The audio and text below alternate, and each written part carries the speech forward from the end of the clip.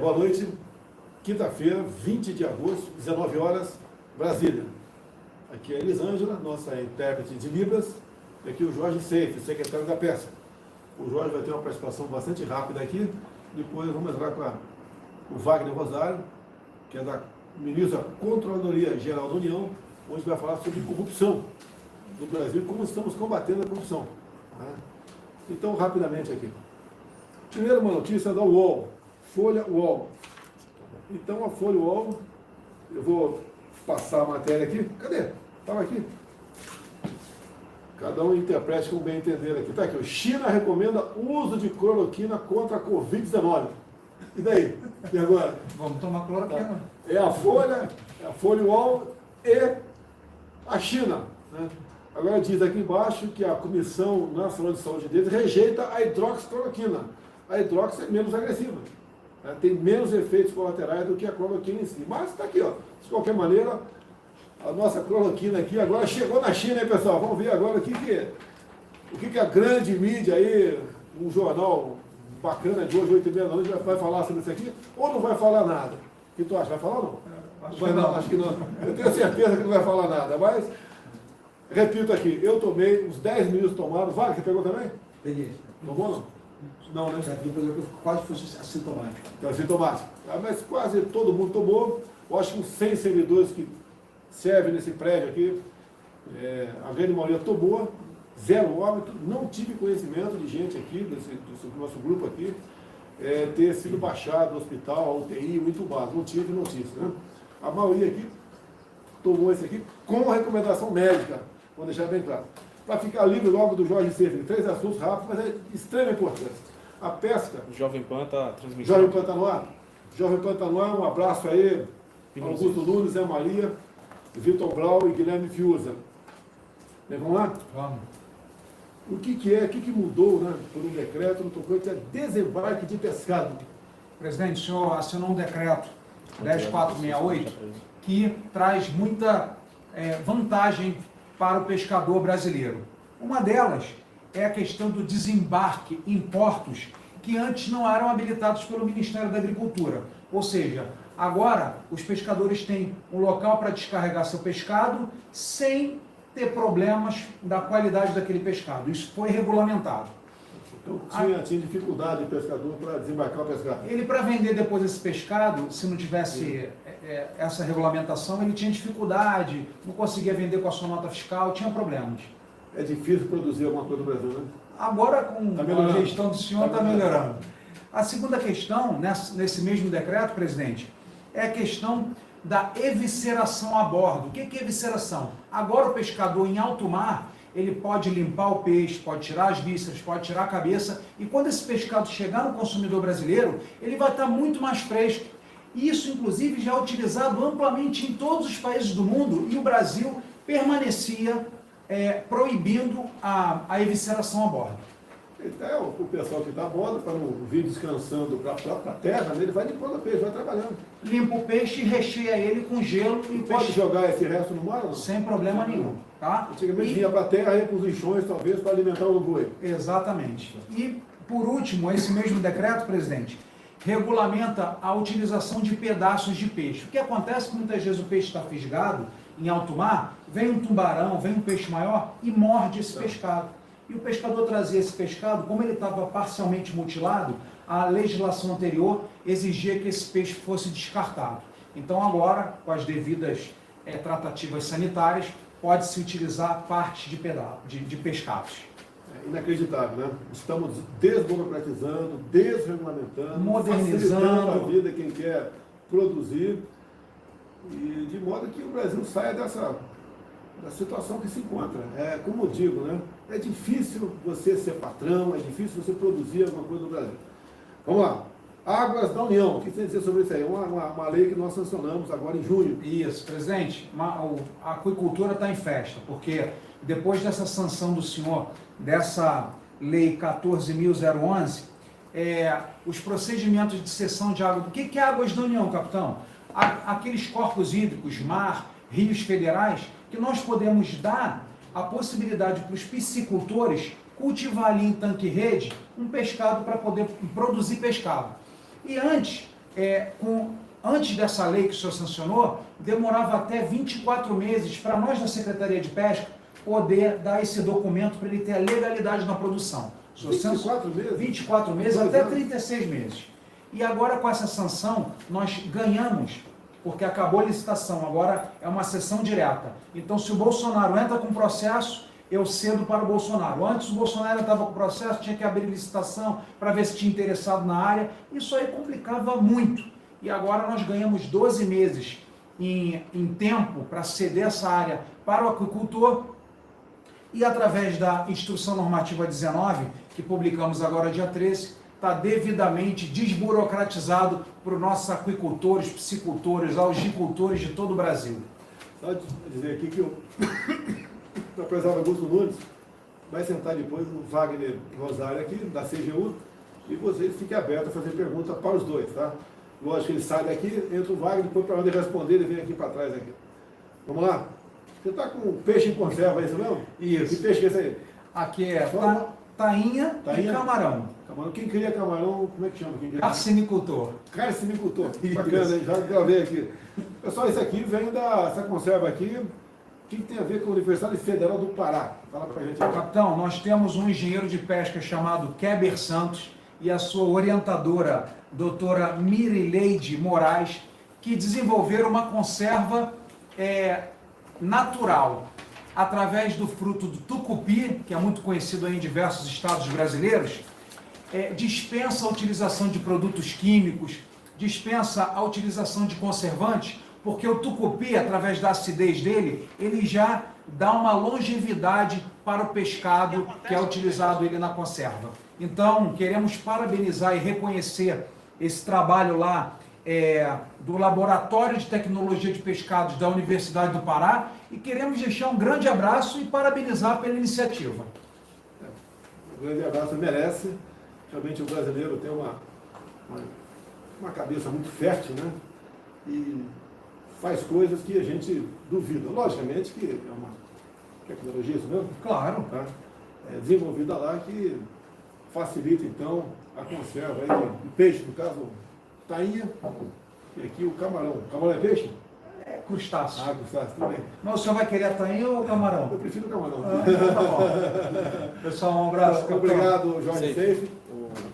A lapela, pode deixar. Vai entrar o Wagner Rosário aqui agora, começar a falar de corrupção.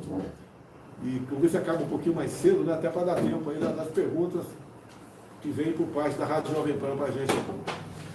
Vamos lá, uma boa notícia aqui, ó. INSS testa prova de vida por reconhecimento facial no celular. Nós sabemos da dificuldade de fazer a prova de vida, de inspeção junto aos mais idosos, né? O deslocamento, aí tem que ser uma ambulância, é bastante complicado, de vez em quando a gente tem conhecimento que o idoso ele fica suspenso, o salário dele é suspenso, e agora o INSS está fazendo esse reconhecimento facial, vai começar a fazer para fazer a prova de vida. Alguma coisa? Melhora a segurança? Você participou disso aqui ou não? Não participei não, chefe. Melhora a segurança e dá mais agilidade no processo.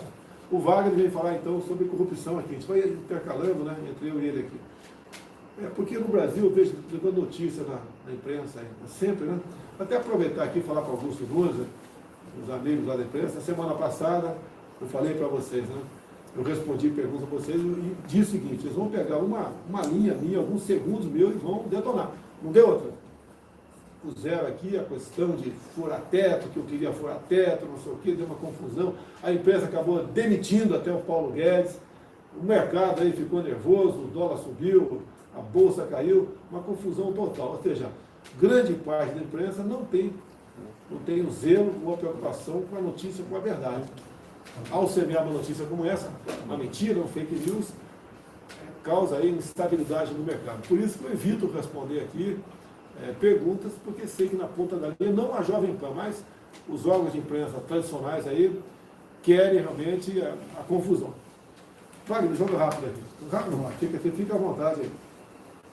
Eu acho que a escolha de ministros, né, de presidentes de estatais, de presidente de bancos, né, por um critério diferente da indicação de terceiros, ajudou bastante a combater a corrupção no Brasil, evitar ajudou bastante a evitar que a corrupção florescesse aqui no Brasil.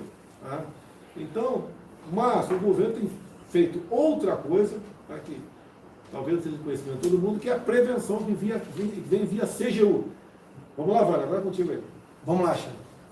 Bem, presidente, o governo vem tomando muitas medidas desde que o senhor assumiu em janeiro de 19, né? Então, o senhor citou a primeira grande mudança, acho que essa quebra e a escolha por critérios técnicos específicos dos ministros, isso modificou bastante a realidade, mas o senhor fez logo em seguida, nos primeiros 60, 65 dias de governo, o senhor editou já uma norma que trouxe critérios técnicos para os demais cargos. Nós temos 84.470 cargos na administração pública federal, todos eles de livre nomeação, e o senhor, pela primeira vez na história, inovou e criou regras para a ocupação desses cargos. Regras com critérios da área mais moral, que são os critérios gerais de idoneidade dessas pessoas, e também regras de critérios mínimos técnicos para essas pessoas poderem ocupar cargos. Isso, por óbvio, influenciou diretamente na corrupção do governo. Nós estamos há 20 meses sem nenhum caso de corrupção no governo, porque nós temos um filtro prévio que evita que qualquer pessoa assuma esses cargos. Então, isso tem feito uma diferença enorme. Nesse tempo, o senhor assinou um decreto com preservação da identidade de denunciantes, permitindo que as pessoas denunciassem casos de corrupção e não tivessem seus nomes vazados, né, e colocando essas pessoas em riscos. O senhor assinou um importante normativo junto com a AGU, acabando com o sigilo dos bancos públicos. Os bancos antigamente prestavam dinheiro e ninguém sabia para quem não prestou dinheiro. O senhor assinou um parecer da AGU que se tornou vinculante para a administração pública, determinando a abertura desses dados, abriu dados de pagamento para auxílio emergencial. Então o senhor vem incrementando a transparência. Então todas essas medidas vêm contribuindo para que o governo federal hoje atinja uma marca interessante, que é a não existência de corrupção no governo. É a prevenção. É a prevenção. Não interessa para a gente pegar um corrupto na ponta da linha. Interessa a gente evitar que ele pratique a corrupção, que ele desvie recursos públicos. Né? Por isso, então, há uma sensação, muitas vezes, perante a opinião pública, né? Só existe combate à corrupção se você vê a PF 6 da manhã batendo na porta de alguém. Sim. Essas operações continuam acontecendo, e com toda certeza, outras acontecerão até o final do ano. Tá certo? Com certeza, presidente. Só durante esse período de janeiro de 19 para cá, já foram 111 operações conjuntas da Polícia Federal com a Controladoria Geral da União. Mas o senhor falou da área preventiva, eu vou chamar a atenção para um ponto específico que o governo vem trabalhando. O governo está implementando programas de integridade em todos os órgãos. São programas que buscam detectar, prevenir, identificar riscos de corrupção e evitar que esses riscos se concretizem. Todo esse trabalho, nós já estamos com unidades de gestão de integridade em 98% dos órgãos da administração pública federal. 85% já possuem um plano de atuação e até o início de dezembro, na semana de combate à corrupção, o governo federal vai entregar 100% do governo com esses planos funcionando. Isso é um legado que o senhor deixa, que vai ajudar a combater a corrupção tanto no governo do senhor, quanto para o futuro. Fala em corrupção, né? Também o nosso governo tem feito, eu entendo, né, um bom trabalho no tocante à apreensão de drogas e armamento. Né? De maio para cá, não só a PRF, como a PF triplicou a apreensão de drogas, que é maconha, cocaína, skunk, né? Bem como armamento. Isso obviamente, nós temos divulgado nas redes sociais e nos orgulha o trabalho dessas duas instituições que na ponta da linha, né, nos transmite uma sensação que nós estamos realmente evitando que drogas entrem no Brasil, que armamento entre, se bem que é muito poroso a nossa costa, com 10 países, né, nossa divisa com 10 países, uma costa de 8.500 quilômetros mais ou menos, é realmente bastante complicado, assim, mas estamos trabalhando bastante nesse sentido. Né? Eu vejo que o policial rodoviário federal, o policial federal, ele se sente orgulhoso desse trabalho, que aumentou muito de maio para cá, e vamos continuar fazendo esse trabalho. Nós, inclusive, a pedido do próprio diretor-geral da Polícia Federal, o Rolando Alexandre, nós conversamos com o ministro André, da Justiça, conversamos com o Paulo Guedes, e foi autorizada, então, a abertura de concurso para 2.000 policiais federais. Com toda certeza, a PRF também vai ter aberto concurso aí para breve, de modo que seus quadros permaneçam cumprindo, né, com o seu dever, não só no tocante à apreensão de ilícito, bem como no controle, na prevenção também nas estradas. Também mais uma coisa, mãe. A questão de combate à corrupção, como é que você faz trabalho nas escolas, né? Porque nós temos aproximadamente 180 mil escolas no Brasil, 15 milhões de estudantes. O que você tem feito nessa área? Bem, presidente, quando a gente fala de integridade, isso está implementando dentro do governo, mas nós estamos seguindo as orientações da OCDE, e nós estamos trabalhando também a integridade da porta para fora do governo. Então nós temos hoje, como o senhor falou, cerca de 180 mil escolas, e nós estamos com material já pronto do 1º ao 5º ano. Esse material vai abranger 15 milhões de alunos, a gente entra com ele, já está pronto, mas devido à pandemia, essas classes não estão acontecendo, então nós vamos começar a trabalhar mais forte com isso em 2021, passando noções de ética, de cidadania, de respeito ao patrimônio público. Então é uma contribuição para a geração futura. Eu tenho certeza que em breve nós vamos ter jovens mais cientes do que é o recurso público, do valor que é o pagamento de impostos e a aplicação de cada recurso do governo. Então eu tenho certeza que nós vamos conseguir fazer com que o governo federal tenha um programa de integridade que evite a corrupção, mas que a sociedade como um todo modifique e que o futuro do país seja muito melhor. Seria parecido com a volta da educação moral e cívica? Mais ou menos isso aí, mas numa parceria com o Instituto Maurício de Souza, de uma forma lúdica, utilizando a Turma da Mônica, então Eu vi as tuas cartilhinhas, vi um filminho teu também. Sim, senhor. Você passa para mim que eu boto Vou as redes passar sociais pro aqui e na semana que vem eu mostro essas cartilhas. Eu volto aqui e a gente mostra junto. Da primeira à quinta série, né? Da primeira à quinta série o material está pronto, do sexto ao nono a gente está trabalhando. Não está distribuído porque não está vendo aula. Exatamente. Aí, né? Já reunimos semana que vem com o ministro Milton, para ver se a gente consegue colocar todas as cartilhas no PNLD e vai chegar nas escolas. Vamos ver como é que fica aí, né? Tem que conversar com o Milton, ele é o ministro da Educação. Qual é a sugestão dele para a volta às aulas também? Sim. Você pode ver, a Academia Militar das Agulhas Negras, que você fez. Isso, Tá sim. certo? A Academia da Força Aérea, a Escola Naval, não parou, as suas aulas não pararam. Continuaram e sem problema nenhum. Sem problema nenhum. Tá certo? Vamos lá, não sei se é a tua área aqui. Eu tive essa semana passada, na região ali de Corumbá. E, obviamente, a gente vai inaugurar alguma coisa, ver outra, sentir a população. E nós fomos lá para inaugurar um radar. Né? O que esse radar interessa para nós lá em Corumbá? Né? Foi colocado em Corumbá 1 e tem mais 2 para ser instalado. Um em Porto Murtinho, outro em Ponta Porã. Né? De modo que vai estar toda a fronteira com o Paraguai e com a Bolívia vai estar... Né?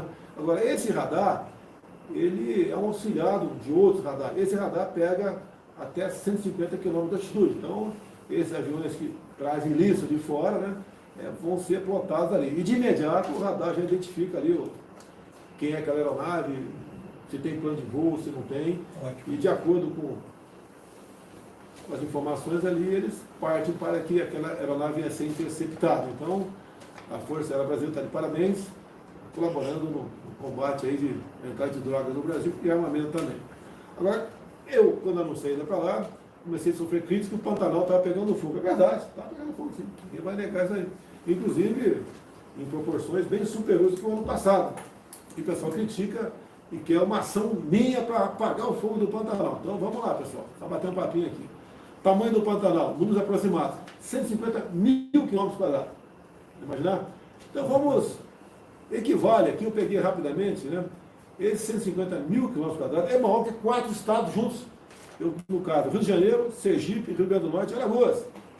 Então dá para você imaginar a dificuldade de você combater o fogo nessa área. Tá? Logicamente, a Força Aérea estava lá, nós temos poucos meios, o IBAMA estava lá, as brigadas de estado, alguns de municípios também, mas é uma área enorme. Tá? Uma área enorme. E eu conversei com o Ricardo Salles agora há pouco, né? Ricardo, por que a dificuldade? Além da área enorme, tá certo? Lá é proibido, passou a ser proibido criar o gado solto. Então o gado solto que vivia pastando, criava-se em grande quantidade, ele come capim. Sim. É isso mesmo? Come capim, não é? Come capim, né? A partir do que não come capim em determinadas áreas, ano após ano acumula capim ali seco, graveto, né, sem vida, e quando vem o fogo, que agora está acima, a temperatura média, ela está acima de 40 graus. Então tem a combustão espontânea e quando pega fogo, vai embora. Mais ainda, né, segundo o Ricardo Salles, a questão ideológica. É proibido o uso preventivo do fogo, né, do fogo controlado. Né? Você deve ter visto uma imagem de um carro do IBAMA tocando fogo lá da pista. Vão fazer justiça. Né? Eu, quando vi aquilo, me assustei. Mas o que eu fiz? Liguei para o Ricardo Salles. O que é isso? É uma forma controlada de combater o fogo. Sim. Porque se esperar o fogo, quando ele vem, não adianta que ele vem. Tá? Não tem como ser preventivo. Vem. Tá? Daí a desgraça é muito maior. Então, por causa disso, uma questão ideológica, proibindo o fogo preventivo, controlado, acontece desastre, uma proporção muito maior. Então, aquele carro do IBAMA, que estava lá, a pessoa de televisão inteira, tocando fogo na beira da pista ali, era exatamente para evitar um mal maior no futuro que acabava vindo. E o fogo vem de forma criminosa. O cara que joga uma bitoca de cigarro na beira da pista é o povo nativo da região que costuma fazer a sua roça em função disso. É o cara também que faz o acero na cerca, ele costuma afastar o mato da cerca e tocar fogo, porque um dia que vai pegar fogo, quando o fogo pegar, ele não atinge a cerca, não pega fogo no morão da cerca. E também, né, é uma pressão muito grande para que não se use retardante de fogo. Então as aeronaves, quando jogam água pura, ela rapidamente evapora. Quando vem com retardante, demora mais. E segundo o Ricardo Salles, né, um voo, 10 mil de água, tá certo? Com retardante, equivale a 50 mil litros sem retardante.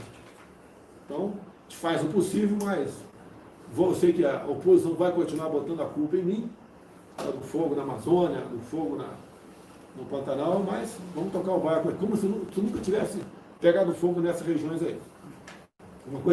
Esse período do mês, esse período do ano é um período complicado. Um período normalmente a temperatura está acima de 40 graus no Pantanal. Facilita muito. Até entendo eu uma garrafa lá jogada de acordo com o fundo de champanhe, vira uma lente, o sol pega fogo, tudo pode acontecer ali. Nós temos andado pelo Brasil, né? Tive em Bagé, no Rio de Janeiro, e 2 locais visitamos uma escola cívico-militar. A ideia nossa é implantar então 200 escolas cívico-militar até o final de 2002, né? Que é um ensino de qualidade, onde entra hierarquia e disciplina. Tá certo? Você que fez uma academia, igual eu, dá para colar na sala de aula? Responde aí. Impossível. E se colar? Escolar os próprios colegas do... E se for pego? Vai ser expulso. Vai ser expulso, né? Acontece, né? Acontece, é comum acontecer durante 4 anos, 1 ou 2 colegas ser pego colando e... a gente não fala expulso hoje em dia, né? É desligado da academia, porque aquela nota te acompanha a vida toda. Uma desonestidade com os próprios colegas. E até o próprio colega acaba mostrando, caso aquele garoto lá, né, venha, agora a garota, né, venha a colar aqui. Então, onde tem hierarquia, tem disciplina, você vai para frente. O Wagner, por exemplo, fez academia, exemplo, eu também fiz, bem antes dele, e depois ele prestou concurso para onde vai? Para CGU. Para CGU. Quantas vagas tinha? Para quantos candidatos? Eram 61 vagas. Quantos candidatos? Logicamente, os candidatos, né, qual que é tem que ter um curso superior? Tem que ter um curso superior. Devia ter uns 4 mil, 5 mil. É complicado aí. O concurso para academia também é complicado. Quando eu fiz, tinha foram 38 vagas, uns 40 mil candidatos. Mas tudo bem.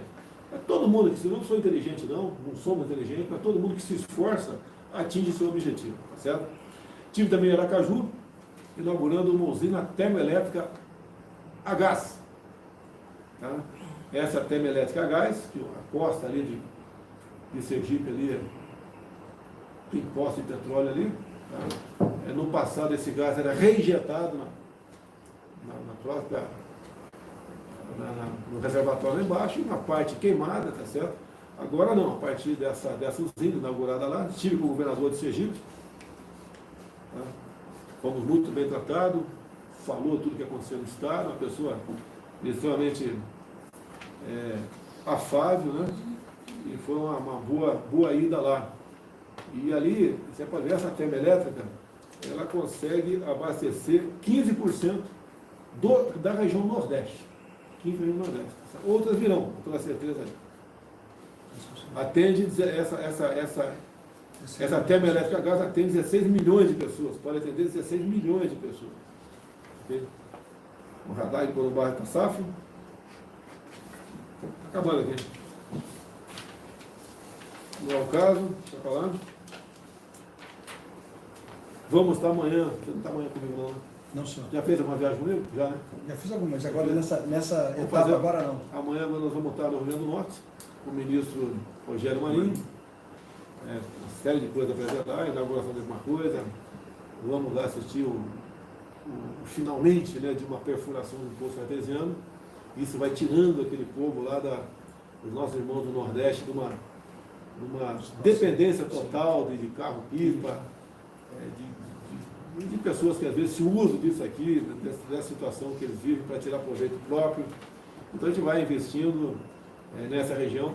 Muitas obras daquela região que estamos inaugurando, não começou conosco, começou lá atrás.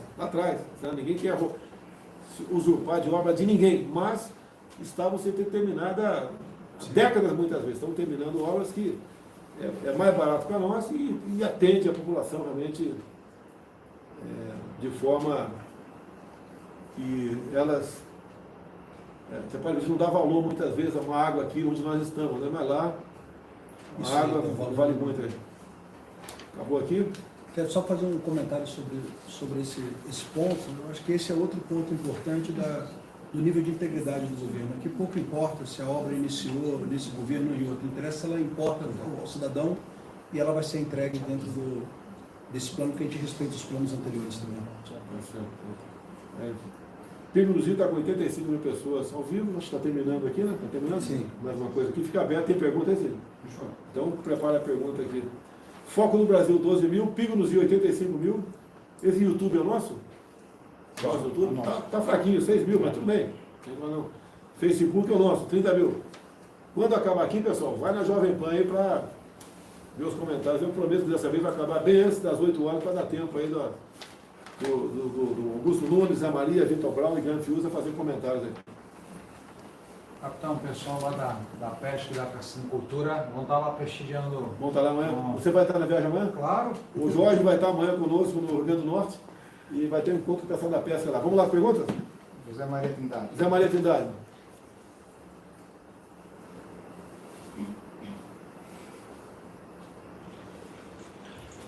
Pois não, muito boa noite. Boa noite, presidente. Boa noite, ministro Wagner Rosário. Olha, ministro, eu queria saber se o seu trabalho lá, aquela prevenção que o senhor me disse que iria fazer durante a pandemia, se houve resultados para evitar roubos desse dinheiro levado aos estados e municípios. Queria saber também sobre o seu trabalho de segurança interna, se o senhor tem um trabalho de inteligência e faz ali uma pesquisa sobre o dinheiro público investido em estatais, estados e municípios, ou seja, como é o trabalho da CGU em termos de inteligência. Bem, Zé Maria, obrigado aí, né? Começando aí pela segunda pergunta, que é a parte de inteligência, né? Nós temos uma diretoria de informações estratégicas dentro da Secretaria de Combate à Corrupção, foi uma secretaria criada pelo presidente no primeiro dia de governo.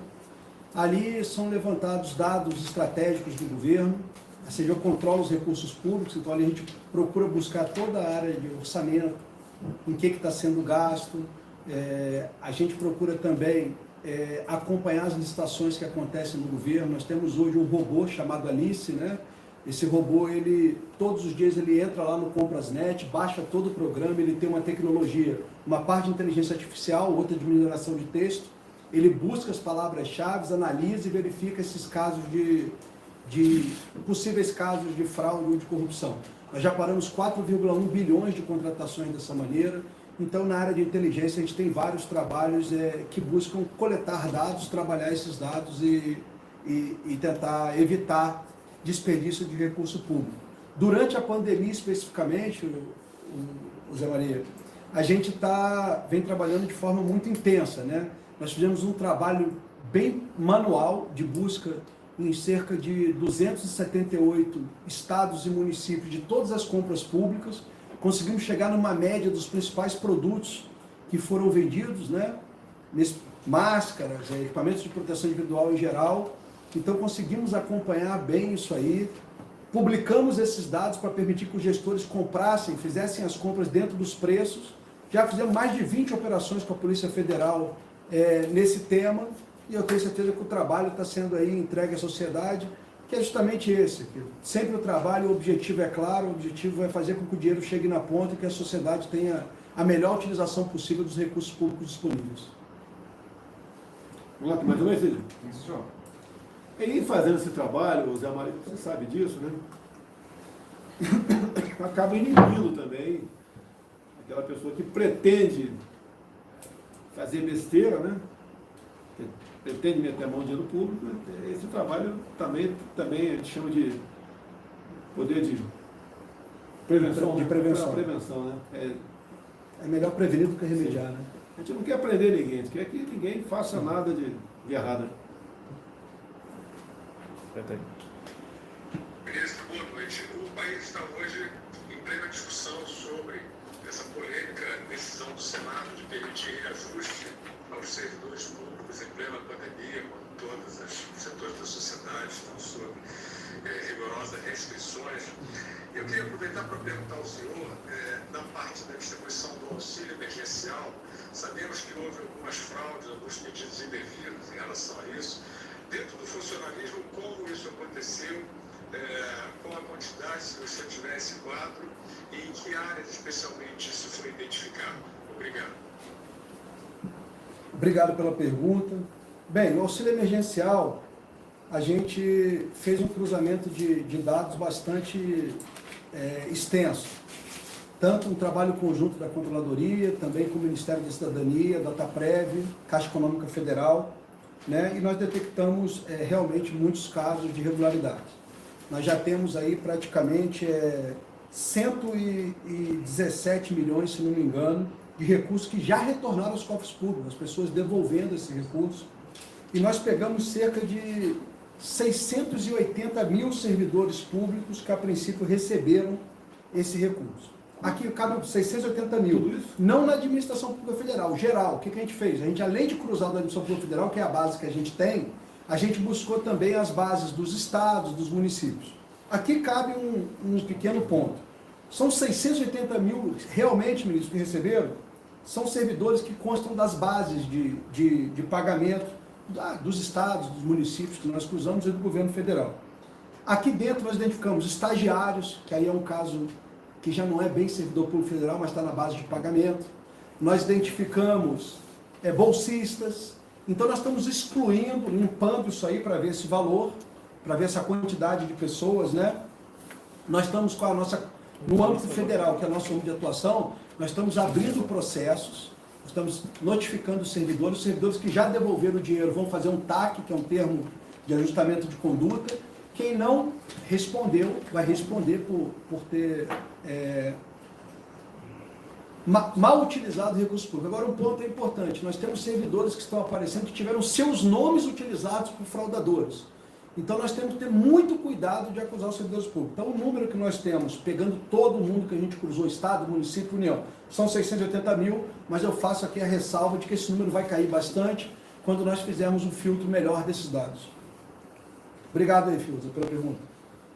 Um número assustador, né? Assustador. Apesar de ter alguns que tiveram seus nomes usados, Sim. com toda certeza a grande maioria não.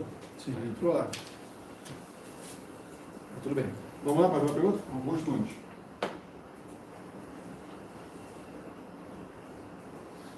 Augusto Nunes aqui. É o último ou tem mais? Vitor Brau. Muito bem.